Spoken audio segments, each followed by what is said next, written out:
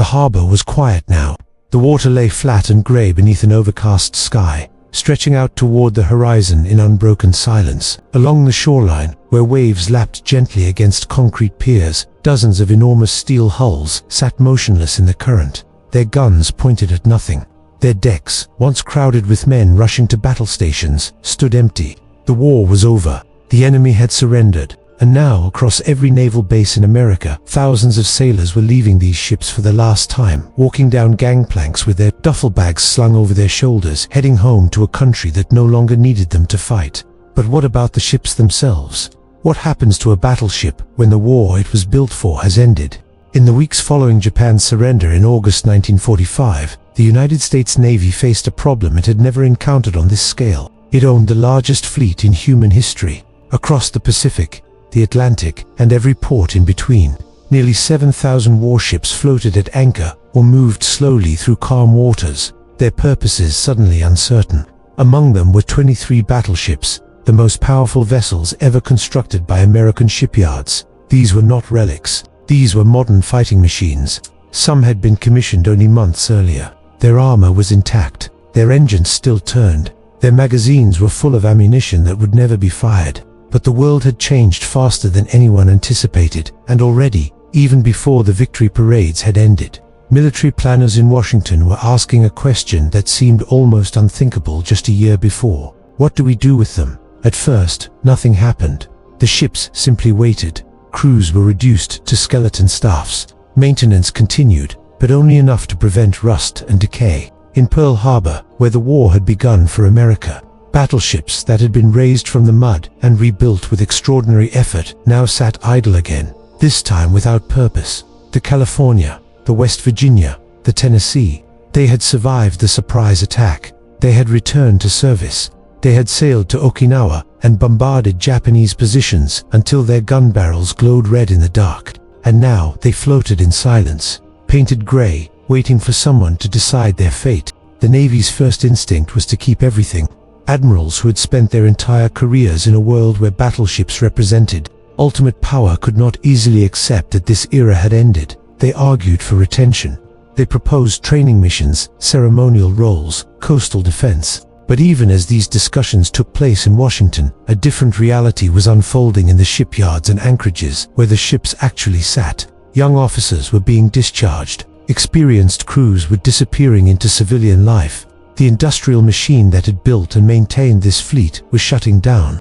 Factories that had produced armor, plate, and gun turrets were retooling for refrigerators and automobiles. The nation was moving on. By early 1946, decisions were being made. Some were practical, some were sentimental, some were simply exercises in delay. 4 battleships were selected for retention in active service: the Iowa, the New Jersey, the Missouri, and the Wisconsin. These were the newest, the fastest, the most modern. They would remain in commission, their crews maintained, their systems kept operational. But even this decision carried a quiet admission. They were being kept, not because the Navy had specific missions for them, but because no one could quite accept that they might never be needed again. The rest began their slow journey toward obsolescence. One by one, battleships were decommissioned. The ceremonies were brief: a final lowering of the flag, a final inspection.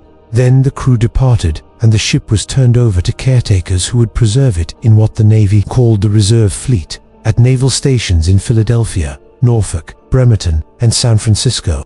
These enormous vessels were moored together in long rows, their guns sealed, their spaces mothballed, their futures uncertain. Walking along the piers where they sat, you could see the entire history of American naval power condensed into a single view. Ships built in 1916 sat next to ships completed in 1944. Veterans of World War I rested beside veterans of the Pacific Campaign. Some had been sunk and raised. Some had never fired their guns in anger. Now they shared the same fate, waiting in silence for a war that might never come. But something unexpected happened in 1950. North Korea invaded South Korea, and suddenly the world was at war again. The Navy, which had been steadily reducing its fleet, reversed course almost overnight. 4 battleships were pulled from reserve and recommissioned. The Missouri returned to service first, followed by the New Jersey, the Wisconsin, and eventually the Iowa. They sailed to Korean waters and did exactly what battleships had always done. They bombarded enemy positions from offshore. Their 16-inch guns could reach targets 20 miles inland, and they fired thousands of rounds over the course of the war. But even as they performed this mission effectively, something had changed. They were no longer the centerpiece of American naval power. That role had passed to aircraft carriers. The battleships were supporting players now, useful but not essential, doing a job that could have been done by other means. When the Korean War ended in 1953, the battleships were decommissioned again. This time the decision felt more final. The New Jersey went into reserve in 1957. The Wisconsin followed in 1958. The Iowa and the Missouri joined them by 1958. Once again they were mothballed, their guns sealed, their systems preserved, and once again they sat in long rows at naval stations, waiting. But this time, almost no one believed they would return. The older battleships faced a different fate. By the late 1950s, the ships that had fought at Pearl Harbor and across the Pacific were approaching 20 years of age. Their machinery was outdated. Their armor, designed to resist shells, offered no protection against guided missiles. Their operating costs were enormous. One by one, they were sold for scrap. The Pennsylvania, sunk as a target in nuclear tests. The Nevada, used for gunnery practice, and then the New York, destroyed in atomic bomb tests at Bikini Atoll. These were ships that had represented American power for an entire generation. Now they were being cut apart with torches in scrapyards, their steel melted down and repurposed for bridges and buildings and new ships that bore no resemblance to their predecessors. Some escaped this fate through a combination of luck and sentiment. The Texas, the oldest battleship still in existence, was saved by the state whose name it carried and turned into a museum ship in 1948. The North Carolina was preserved in Wilmington. The Massachusetts found a home in Fall River. The Alabama was saved by schoolchildren who collected pennies to purchase it from the Navy. These ships became monuments, frozen in time. Their guns still pointed outward, but now aimed at parking lots and highways instead of enemy fleets. Visitors could walk their decks and peer into their turrets and try to imagine what it had been like when these spaces were full of men and noise and purpose, but most simply disappeared. The Washington, which had fought at Guadalcanal and survived the entire war without major damage, was sold for scrap in 1961. The South Dakota, which had absorbed dozens of Japanese shells at close range and continued fighting, was broken up in 1962. The Indiana, the Montana, the North Dakota, one after another, they were towed to scrapyards and dismantled. Their nameplate were removed and placed in storage. Their bells were donated to cities and museums. And then they were gone, reduced to statistical entries in naval registers, remembered by veterans who grew fewer every year. Then came an unlikely revival. In the 1980s, during the Cold War buildup under the Reagan administration, the Navy decided to reactivate the Iowa-class battleships one final time. The reasoning was partly strategic and partly symbolic. The Soviet Navy was expanding, and American military planners wanted to demonstrate strength. But it was also an acknowledgement that these ships, designed in the 1930s and built in the 1940s, still had capabilities that no other vessel could match. They could absorb damage that would sink a modern cruiser. Their guns could strike targets that missiles might miss.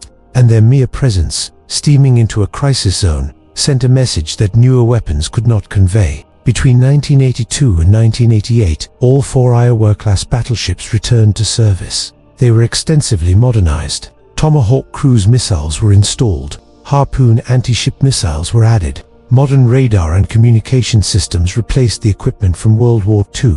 But the core of each ship remained unchanged. The same armor, the same engines, the same massive guns. Sailors who served on them in the 1980s walked the same passageways their grandfathers had walked 40 years earlier. This final chapter was brief.